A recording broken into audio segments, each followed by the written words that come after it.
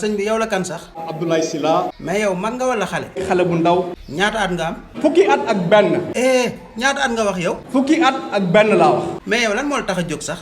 mooy créer emploi. mais ma laaj la yow lan moo tax doo toog. il faut may génn. kañ nga génnoon. 2020. kañ nga ñëwaat. en 2022. mais élection yi jàll lan moo tax gisuma la. dama amoon yéene bokk ci. ñan ñoo la teree bokk. ñi fi jóge. ñi fi jógee luñ def. tegal ñu ay ndëgg sërëx. léegi bi ngeen ci ndëggee ba sërëx ñoom luñ leen def. daal di jël écarté ñu.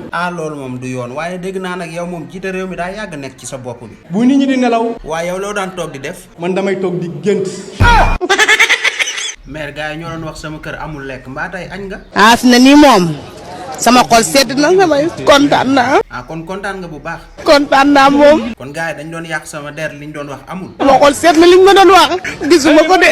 mbaa lekk nga laax rek. lekk naa fee laax. naan nga café. naan naa fi café joñ jox ma mburu. kon daal sa xol sedd na bu baax.